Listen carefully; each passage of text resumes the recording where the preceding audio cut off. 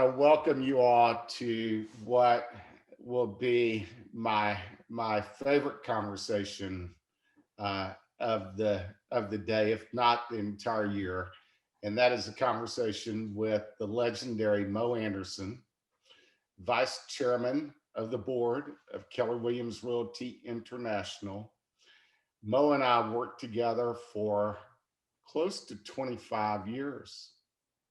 And I have to tell you that there are very few people who have impacted me in my life in the way Mo Anderson has. And so, Mo, it is such an honor and a pleasure to welcome you to this podcast. And I want to start off by saying thank you, and thank you for your willingness to share your wisdom and your insights and all that there is about you that so many people can learn from and grow from. So I'm so grateful. Thank you. Well, Mark, I'm honored that you would invite me on your podcast because let me tell you what, you're the expert in leadership. And to Well, think that you I, invited me is really special. oh, of course, of course, of course. And I'm honored that you would say that. And I learned from the best. And you're one of my most important role models, not just in my career, but also in life. And so this is my honor. You're one of the best leaders I know, Mo. And I think what makes you so special as a leader is that you have a way of putting compassion for others and empathy ahead of everything else. And that doesn't mean that you're not ambitious or that you're not aggressive or hard driving, and yet it means that you're one of those few rare people in the world of business who put others first and somehow make them always know that. I know you were called the Velvet Hammer for all those years at Keller Williams, and just I want to hear about where that foundation of caring about others and all of your compassion comes from. I think it comes from my childhood, Mark, because remember, I'm the daughter of a sharecropper. I'm the daughter of a tenant farmer. And we were what you would call Oklahoma poor. And it was always a bit embarrassing to me to invite my friends to my home because the snow came in and sometimes the varmints came in. And there was that feeling that I didn't really belong because we were a little bit different than most of my friends. No indoor bathroom, no indoor plumbing, no indoor water. Um, it was kind of a rough beginning. And I think one of the reasons why I really care for people is because we lived sort of isolated on that farm. We had a lot of church friends, but I didn't have a lot of kids to play with. And so when I got started to school, it was really exciting. Here were a lot of kids around me, and I enjoyed that. So I think that love of people began way back then. Uh, that's such a great story, and it shows your humility and how humble you are as a leader. I remember when you were honored by the National Association of Realtors in Orlando, and I had the honor and the privilege of being that one individual who got to introduce you. And I will say that was one of the big honors of my career because I look up to you so much. Let's switch gears and let's talk about you as the Velvet Hammer of Keller Williams.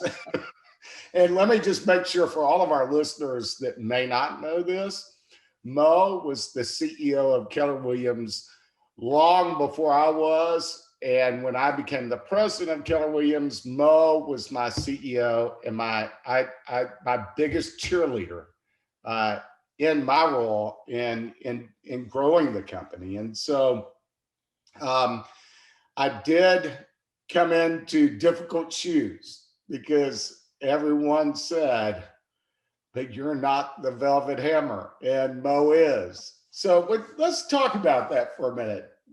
Your role as the Velvet Hammer. What Well, does that they call me the Velvet Hammer because when I moved to Austin to become the CEO, I studied the numbers of the company. And at that time, we had 45 offices. And I discovered 18 of them were not really functioning at all. And I knew then that the good Lord had moved me there to clean up the company, not necessarily to grow it, but to first clean it up and get it situated for growth.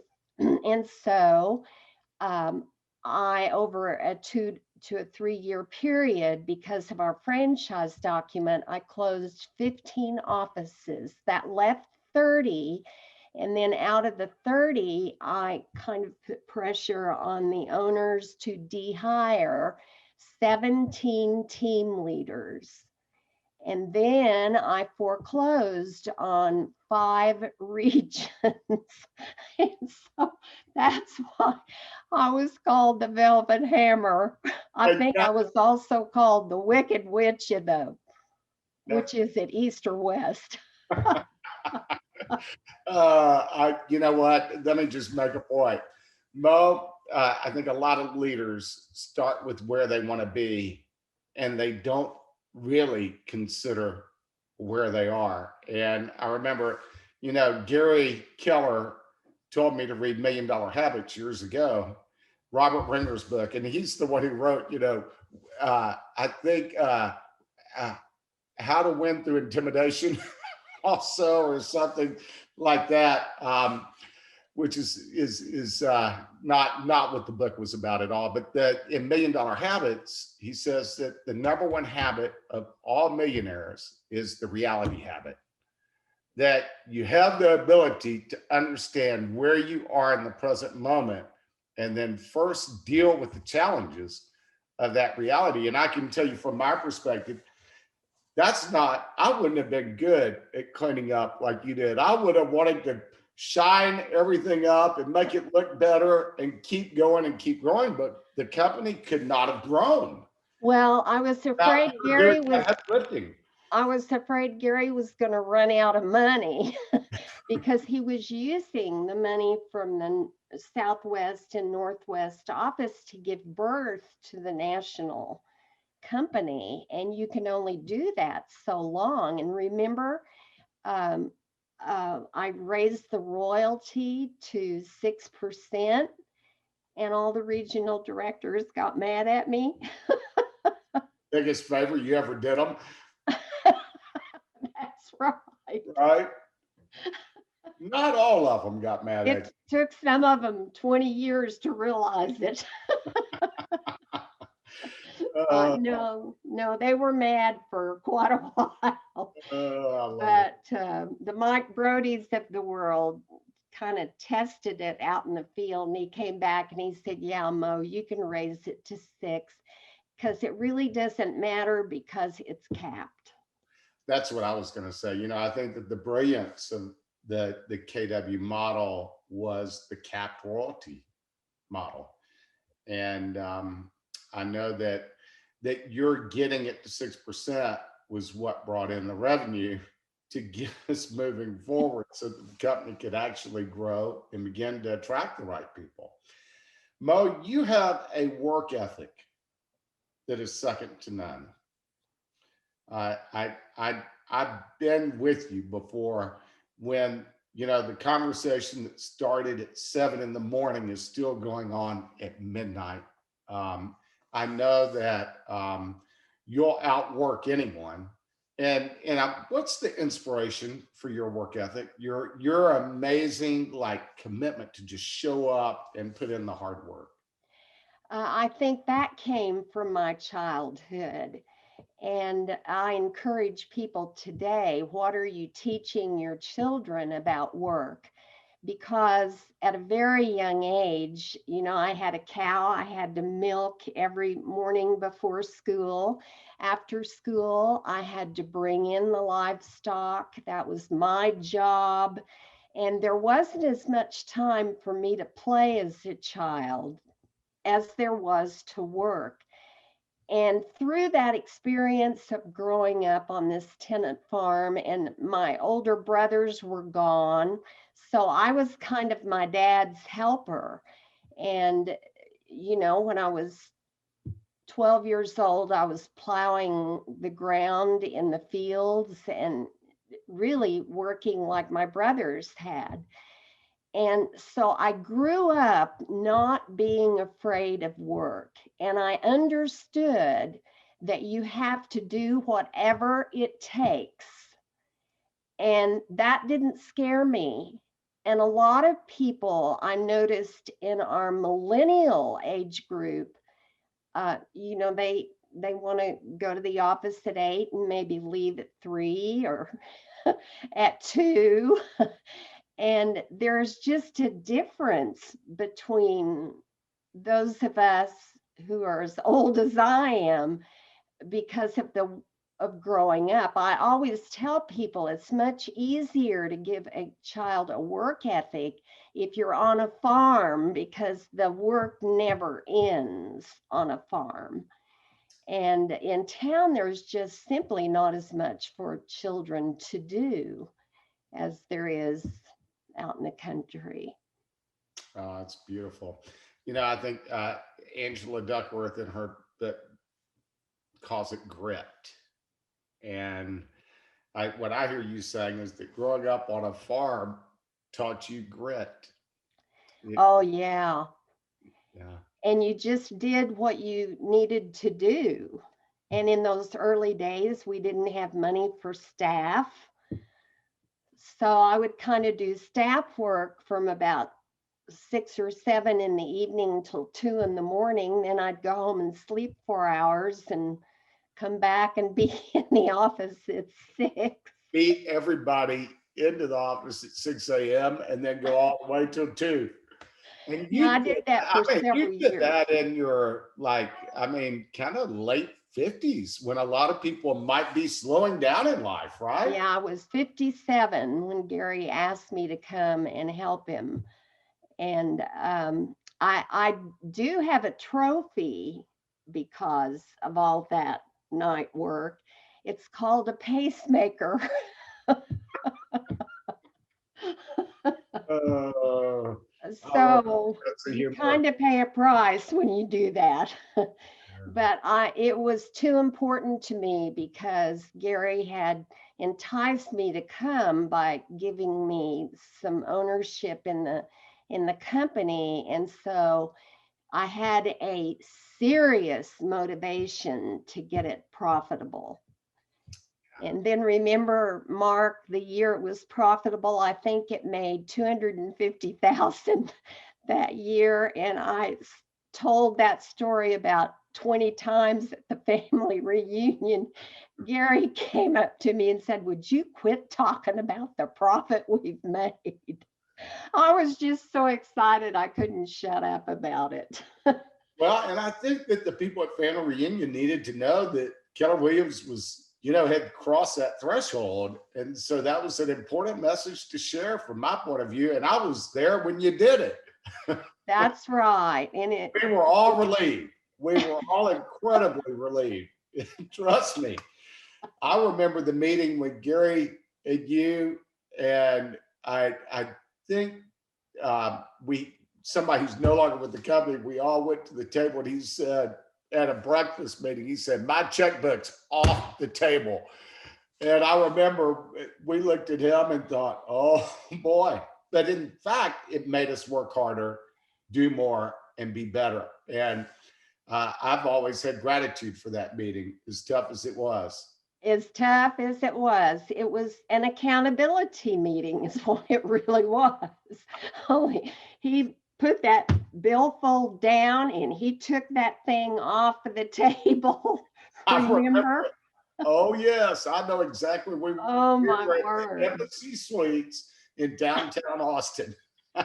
I know right where we were, Mo. Uh, I'm so glad you remember that. oh yeah, it's a highlight for sure. So I wanna ask you a question, and that is, we all talk about the big why. Our big why we do what we do. Why have you done what you've done in serving so many people and being so selfless and raising up an entire organization um, to a higher standard? And I should probably give a little footnote here. And the one thing I'll say that is your legacy above all legacies, it still sits with me, is that you did not allow profanity on any level in the company. And, we're realtors, and realtors are known for being a little flippant and kind of maybe a little too fast on the draw sometimes with words that we're not as careful about as we need to be. And you made a whole organization like mind themselves. You Well, did. that was really important to me that we be professional. And remember, I tried to implement some standards as it related to the way we looked. Um, and I used to tell people when my husband needed brain surgery because he had two subdural hematomas that had the brain surgeon walked out in a pair of flip flops and some shorts and scroungy hair, I probably wouldn't have allowed him to operate on my husband. And that the same is true when people are making the largest investment they ever make. And I realize our dress has become far more casual than I think it should be. I still think when you are a professional that you still need to be concerned about appearance. And so I tried. It worked in some parts of the country, and other parts it kind of didn't. I'll say this, for the real estate industry, it worked incredibly well for Keller Williams.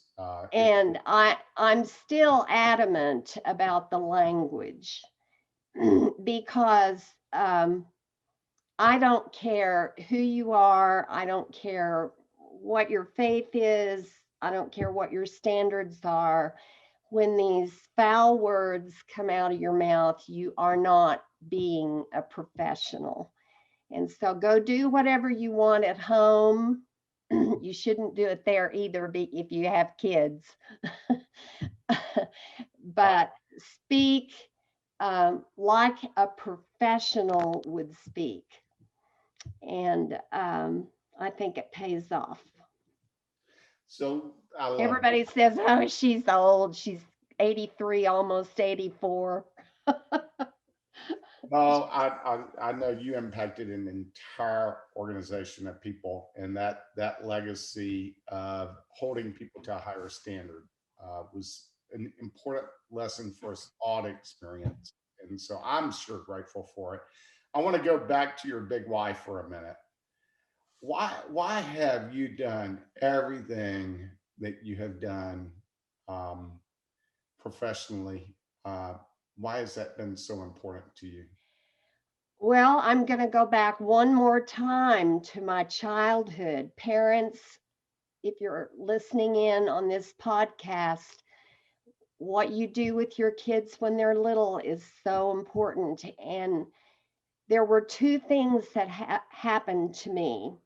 Number one, I got sick and tired of being poor. I was tired of the holes in my shoes that I wore to school. I was sick to death of having all my clothes made out of feed sacks. I wanted them made out of beautiful fabric, that you could buy at a store. And fortunately, my mother could sew. So occasionally I would get fabric from the store and I'd have a fabric store-bought dress. And but I got tired of that as a child, and I vowed when I was quite young, probably 7 or 8, that when I grew up, I was going to make more money than I needed. The interesting thing is somehow I thought I could do that being a school teacher. Well, after about a year or two, I discovered no, you can't make more money than you need being a school teacher because it doesn't pay enough.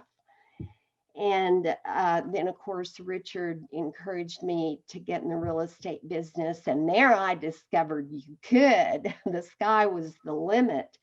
But another thing happened to me, and this is my challenge to all of you who are parents and have young children. One day, we were in our horrible, pitiful jalopy that ran part of the time and part of the time it didn't. But we were in Enid, Oklahoma. He stopped in front of the Carnegie Library.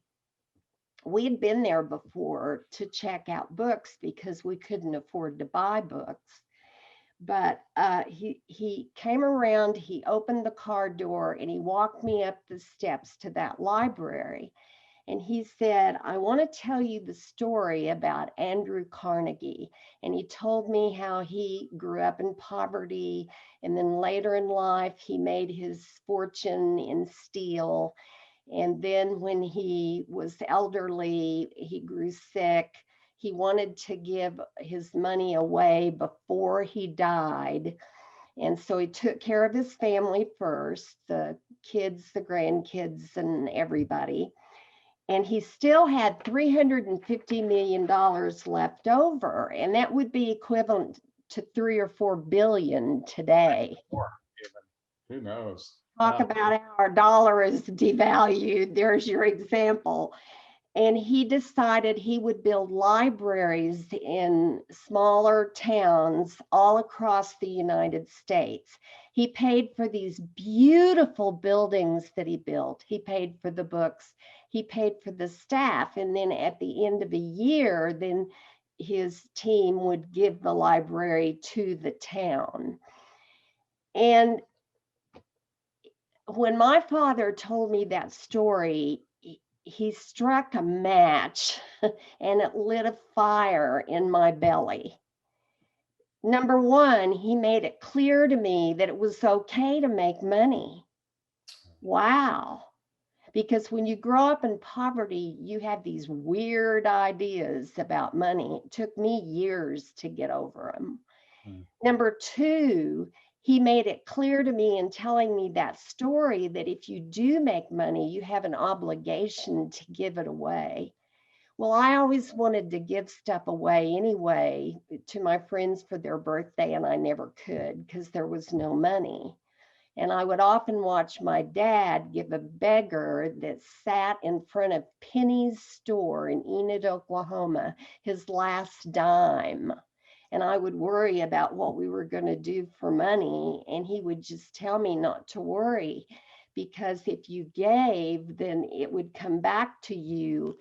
If you gave with the right motive, it would come back to you 100-fold.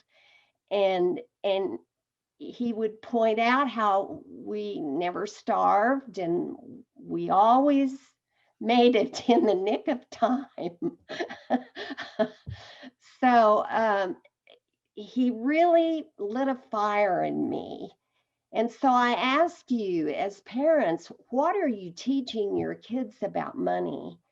Are you teaching them that, well, it's not really cool to be too wealthy because kind of the filthy wealthy people, who don't give back? Well, they usually do give back, like Andrew Carnegie did, even though he was a very controversial person publicly. He loved giving back. And I am so grateful to him for giving that library to Enid, Oklahoma, because it exposed me to books, and books exposed me to opportunities. And then when my dad told me that story, that just fire began to rage inside my body. I want to make more money than I need so I can give it away. And the greatest joy in my life is giving money away, Mo, I love that story. So besides my family. I love that story so much because, once your context about something changes, where you see it's like a paradigm shift. You saw it one way and then you get exposed to a thought leader like Andrew Carnegie, and then all of a sudden everything has shifted to a different level of awareness. So I really appreciate your sharing that. And I want you to know that that aspect of who you are has had a tremendous impact on me. And it continues to have impact on so many others. So I'm sure grateful for it. I really am. I want to shift gears for a minute, and I want to talk about one of my memories of working with you, and one of the great lessons that I learned from you, and that is that I always knew that if I walked into your office for a meeting, number one, you were going to love on me first, and you were going to tell me how wonderful I was at that time, or how wonderful I am. And that fed my spirit. And I was grateful for that. And then, secondly, you were going to have a notebook with 4 bullet points, or maybe 2 or 3 or whatever. And you knew exactly what you intended to accomplish in that meeting.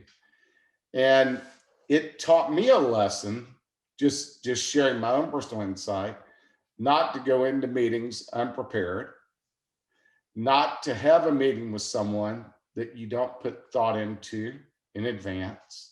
Where did you learn that? Probably through my school teaching career. I learned the importance of that, because you only had the students for so many minutes, and you'd better really be prepared so you could leverage that time and maximize the learning that could take place during that period of time. And I think that's where I learned it. I love that so much. And it's had such impact. It built an entire organization called Keller Williams Realty. That discipline, that focus. Well, I'll tell you, I couldn't wait to for us to put you in as CEO, and then remember when we did what I did.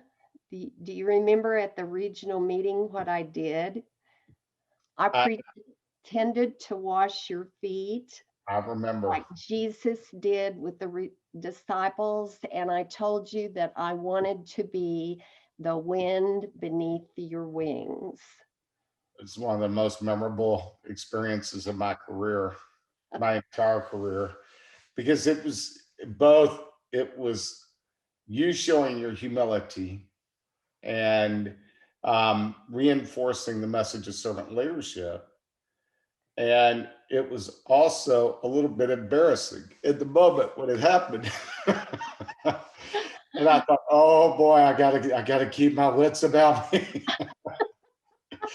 And I loved it so much, and I'm so grateful for it. Okay, so let's shift gears and talk about leadership for a minute. And I want to ask you, because when I think of a leader, you're at the top of my list, at the very very top. In fact, I have to say that you're peerless as a leader. And so how do you approach leadership, and what do you think leadership really is? I think leadership, number one, is learning to lead yourself first. And I wasn't really aware of that until I learned more about self mastery. And it's been exciting through the years, when you can master maybe your thoughts, because your mind should be your servant, not your master. And when all these thoughts bombard your mind, because you're the greatest example I've ever seen in having a positive mindset. And I've really worked on that to master that through the years. Um, just like I had a breakthrough in my 80s. I mean, it never ends. When you're working on mastering something, you'll have a breakthrough in your 70s. And you all don't be afraid of your 70s or your 80s, because really my 70s and my 80s have been my most exciting years of my life. I have loved my 70 and my 80s. I get to say anything I want, and they just go, "Oh, she can say that because she's an old lady." I don't think they call you old. That's Anyway, that's one thing. You may chronologically be at that point where some people may think that, but I don't. No, no, no. I think yeah. age is to your being and your energy and your enthusiasm and all of your passion comes out in everything you do, and it certainly doesn't feel old to me. I want to ask you. But it begins with self mastery. That's the Ah, beginning of that's where I was leadership. going, and just I'm like I want to hear that again. Like make your mind your servant, not your master. Your mind should be your servant, not your master.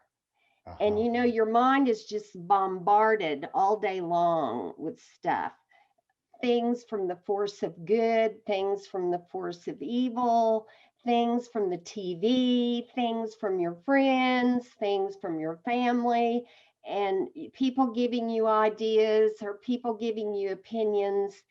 And, you know, sometimes at the end of the day, you just kind of shake your head because you've had so much bombarding you that you haven't been able to process it all. The TV is on, ads will catch your eye, or maybe the whatever you're watching creates excitement or creates fear because it's scary, whatever. And so here's your poor little mind just being bombarded by everything in the world. And you have to learn what you're going to let it keep and what you're going to make it get rid of. And when that tape plays in your head, "Oh, I'm not good enough." I had a lot of that growing up. Or "We don't have enough money." You just have to stop and discipline your mind and say, "No, you don't get to play that tape anymore. Mm-hmm. That tape doesn't get to play. Now be gone." And it's a discipline that you have to work on your whole life. You know, I will not watch scary movies. The reason I won't is because when I watch them, I get scared. Well, I don't want to be scared. I want to be positive and upbeat. So I don't watch them. Right. I love that. I don't watch them either because I don't enjoy them. Yeah, they're not fun. They make me scared. Not at all. I couldn't agree more. So self mastery happens first, and the first thing you got to master is your mind and, That's right. and what goes on between your ears, Yeah, right? that's exactly right. And then I found that well, let me just say this. I have an idea about your leadership style, but I'd like for you to go beyond that. And then I'll have a couple of questions. Well, then I think as a leader, you've got to really know what you believe. Mm, Because when you know what you believe, decisions come much faster and much easier. mm. Yeah, you have to know what values. Yes, And and remember, Mark, when we brought in the person in Keller Williams who had been using our servers for pornography. oh boy, do I. Well, see, that decision was real easy for me because my value system and what I believe is you're not going to be using our servers for that kind of stuff, period, end of discussion. Excuse my phone, it rang. I'm All sorry. right. That's all right. Do you So get getting my those point? values down. Yeah. Knowing what you believe in and what you stand for. And what you stand for. And sometimes you're kind of the only person in the world who stands for whatever it is you believe. But you take that stand. And then if you're outvoted or someone will not do it, then you gracefully accept that. And you always have, and yet you've never changed what you believe in and what your No, standards are and what you stand for with passion. I still Um, don't want people cussing. I love that. So, Mo, now you have dealt with self mastery, values, and beliefs. And so, then what's next in self leadership? In self leadership, Well, in leadership and how you lead okay. yourself and others. Well, in leadership, um, I think you have to really examine yourself, because I've seen some people be taught to be great leaders. Other people I've seen kind of do it. Um, what word am I looking for? It's intuitive. Naturally, intuitively, yeah. Yeah, naturally and intuitively. But I think the core of being a good leader is loving and caring about other people and just being so thrilled. Like, remember, Mark, when you were CEO and you got to announce that we were the number one company in the world in a With category, fireworks and you had fireworks and everything. I remember sitting there on that chair watching you make that announcement, because I had seen how hard you worked to make that happen, because you did that when you were president and you did that when you were CEO. And I had tears streaming down my eyes just because I felt this joy for what you had accomplished. Do you, that's being the wind beneath your wings. you always have been in my role at Keller Williams, the wind beneath my wings, and you still give me a lot of loft, Mo Anderson. I just want you to know that I love you. So I'm getting your formula down. Self mastery first, okay? Then understand what you stand for, what your values are, and then love and care about others and celebrate their victories and success and give them loft on that journey. What else? And if you really in your heart kind of don't like people, you may Not my be problem.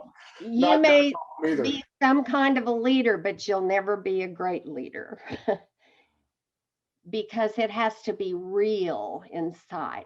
Now, that doesn't mean you don't get frustrated with people at times, because you will as a leader, but you, at your core, you love them. Okay, now what was the next thing you said? Well, I was saying you have a unique leadership formula, and I've experienced the greatness of it, and so I'm I learning call about your formula. And you I said, call it the sandwich method. yeah, okay. What did this say? I know what that is, but will you explain that for our listeners? Well, when you eat a sandwich, you usually have a piece of bread on the bottom, and then you have good stuff in the middle. Sometimes it might be meat, sometimes it might be something else, veggies of some kind, and then you have a piece of bread at the top. Well, think of the bread as being the bread of life, and it's really the love. Mm. So you have love at the top, then you get down to the whatever's in the middle. I call it the dagger or A the sword, whatever. And then you have love again. Let's say, for example, I'm a team leader in a market center and you're on my ALC, and let's pretend you've been a little bit of a jerk in the meetings and you've kind of put some people down. You've been late, two or three times. And so I call you in and I say, here's the love. Mark, you absolutely have one of the finest minds of anybody on the ALC. When you have an idea, you just make me have chilly bumps when you explain it and you get excited about it. However, now dagger. here comes the dagger. That's a crude word to use, but All it right. gets the point across. But let me tell you something, Mark. Do you realize what you did yesterday in the ALC meeting to Sally and to Tom? Do you kind of know what you did? uh, You sort so of put them down. yeah. You really did, didn't you, hun? I've been on the other side of this dialogue before, so I know what it's like. Do you know what you did? And Mark, I've noticed that you're having trouble getting to the meetings on time. That's not you. And you know what? Those two things are unacceptable. So I want you to come to another meeting and I want to see that wonderful, upbeat, great mindset you have when you talk to Sally and Tom. And I want you to be on time. Um, will you do that for me? I want you to take the higher road, Mark. Can you do that for me? I love that. I love that. Can you do Absolutely. that? Of And course. he'll say yes. You know what, Mark? I knew you would take the high road. I am so proud of you for taking the high road, and I can't wait to see you talk to Sally and Tom in that meeting. You and I are going to have a little secret eye connection during that meeting, and I'm just going to be so proud of you when you arrive on time. Now, that's the sandwich method. There's so many things that I love about that story that you just shared. And first of all, it's just kind of the formula, the sandwich formula. But beyond that, and by the way, I've been on the other side of that dialogue before, and it always made me think that you saw more in me than I was seeing in myself. And you got me to acknowledge that I needed to see that for myself. And so it's had impact on me, and I know so many others. And so now I'm still piecing together your leadership strategy. I've got self mastery. Then I have getting clear about what you stand for and know what you believe in, and then care about others, and then see more in them than they see in themselves, and help them recognize their blind spots and their areas that need improvement. And I always felt, Mark, when we put you in as CEO, that I truly had replaced myself with someone more talented, because that's how you grow a company, is you just keep moving that talent up. And then when you replace yourself in whatever position you're in and you put somebody in who is as talented as you or more talented than you, look what happens. I've certainly seen that in my own career.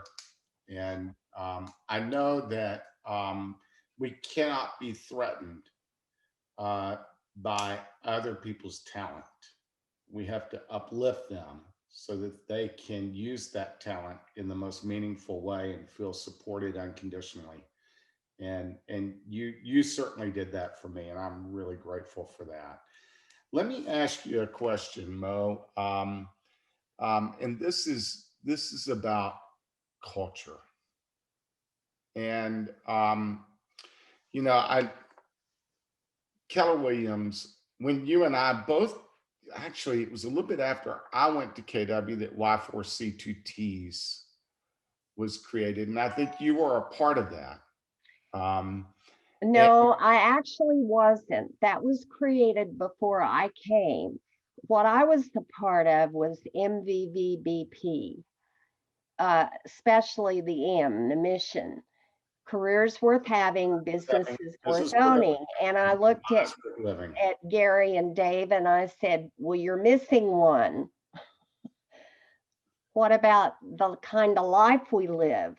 And then they said, yeah, lives worth living. Yeah. So I helped with that one because we have 4 pillars to the culture, and the foundational one is the Y4C2Ts, which for the people who are on the call who don't know what that means, it's an acronym. And the letters are WICCCCTTES.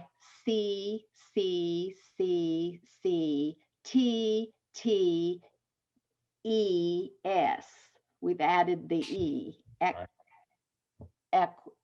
equity, opportunity for all. So each letter stands for a word, and we run all those letters together and call it the Y4C2Ts. Mhm. And it's really the predetermined way that we agree we will treat each other. It's the core piece to the culture. Is we're going to treat our customers, our clients, and each other in this manner. Win-win or no deal, integrity, do the right thing, etc. Absolutely. Customers come first, commitment, In all things, thing, communication, seek first to understand, then to be understood, creativity before ideas before ideas, results. before results, and then 2T's, teamwork, trust, and then Teamwork together, everyone achieves more. Trust begins with uh, honesty, uh, equity. equity, opportunity for all, and S, ooh, we love the S, success through others. And yet the point I want to make is that culture isn't something that's spoken. It's something that's transmitted. That's lived. And so it doesn't really matter what you say, it matters what you do, right? You can, When no one is looking. when no one's looking. And by the way, people don't care what you say, they care about what you do. And so you were the iconic role model for the Keller Williams culture, and you transmitted that Y4C2Ts, um, careers worth having, businesses worth owning, lives worth living, all the God and family first, then business, all the different aspects of the Keller Williams culture, you transmitted based on the way you behaved. And I'm wondering, what advice do you have for a leader who's trying to build a company with a cultural commitment that is, whatever it may be, that is going to be received in a way where people go, oh, that's what makes this company special, because you did that for Keller Williams. I mean, you brought it to life. um, and so what advice would you have for leaders that want to build a culture that is transmitted in a way that brings meaning to the entire organization and how people treat one another? Well, first you've got to have your foundational piece, which needs to describe how you're going to treat each other. Mhm. That's the core. That's like the foundation of the home. And then you need the mission and the vision. Like our mission, what is the purpose of your business? For Keller Williams, we said it was careers worth having, businesses worth owning, lives worth living, experiences worth giving, and legacies worth leaving. And we added two of those later. You know, they were added much later after we had the core mission already formed. So your mission, vision, values. What is your most important stated value? For us, it's God, family. That's number one. And then the business is number two. And I will never forget, as long as I live, the years that I went to Yale when they would study our white paper that Stanford University wrote about our culture. The first question was always, always, doesn't that God and family statement get you into a lot of trouble? Because you see, because we used the word God in it, they thought it was just the most politically incorrect thing they'd ever seen in their life. And my response to that every year, and the professor always knew what I was going to say.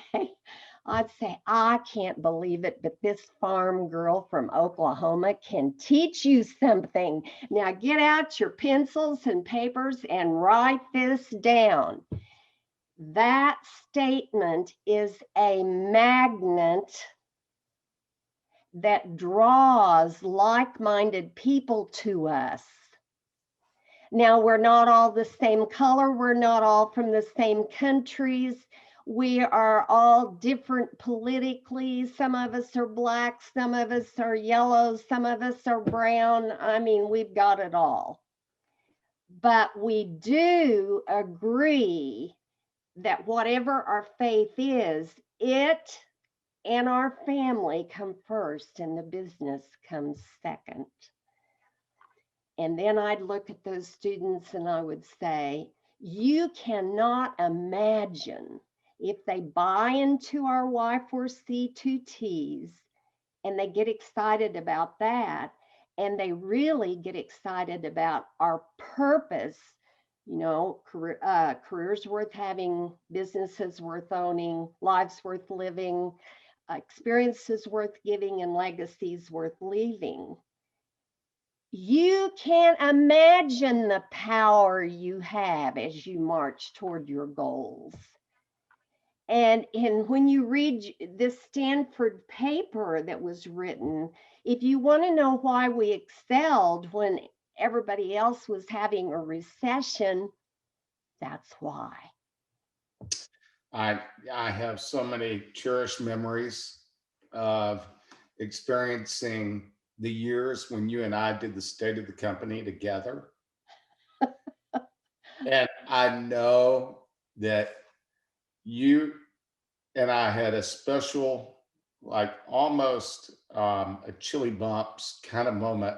You know, it was the most special moment of the whole speech that we would do for our KW Associates family reunion. And we would end our speech with, "We are a company of destiny, God and family first, and then business."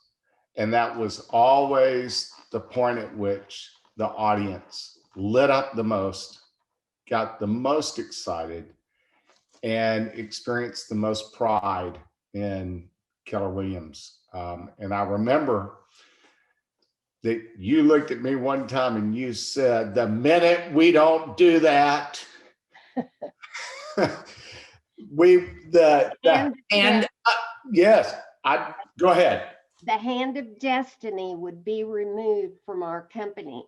I've watched it happen in company after company after company when they grow to this great point and then greed sets in, arrogance sets in, they begin to Hubris. fall like somebody falling off of a mountain. It happens quickly. And see, my belief, now everybody else may not believe this, but my very, very strong belief is that we have been blessed with the hand of destiny on our company because we acknowledge our creator. And when all the religions acknowledge the higher power, acknowledge, we Christians call it God, the God of Abraham, we get blessed. There's no question about it. And the one thing I want to point out for people who may be listening that are not a part of Keller Williams is I want to point out that your inspirational breakfast was the highlight of the whole family reunion convention experience. And that is where you had the brilliance to bring in people from all different religions, 5 major world religions. and each one said a prayer in their native tongue. And we celebrated the diversity of all religious beliefs company wide. And that united all of us in a very meaningful way. And so, in no way was it about um, only the Christian faith, so to speak. It was about acknowledging a higher power and how important that is in the way that we conduct our lives and our business. Um, Well, as a Christian, Jesus told us to love people. He didn't say stuff your religion down their throat. He said your responsibility is to love them. You leave the rest up to me. I can't save anybody, Mark, but I've always had a vision of having a company where we had all different ethnicities, where we had all different religions, and we proved to the world that we could love each other, care about each other, have each other's backs, and be united around our mission, the purpose of our company, and reach our goals. And that we could be a light in a real dark business world. Mo, I'm going to say that's your legacy. That's your legacy. That's what you did. And it has had an indelible and ongoing impact on hundreds of thousands of people, if not millions. And so I know that we're drawing close to the conclusion of our time together. I could do this for another 5 hours and not even take a break. It's been such a joy for me just to see your face and connect with you and learn from you all over again. I'm so grateful. And I want you to know that this is for me, it's just, it, it brings a lot of joy to me personally. And I so appreciate your sharing your wisdom and being the role model of greatness that you are. So thank you. I love your Mark. I love you, Mark, and I've learned so much from you. I feel the same way about you. And one of the greatest joys of my life was seeing you excel at such a high level. It was amazing. I love you, Mo. Thank you so much. Bye.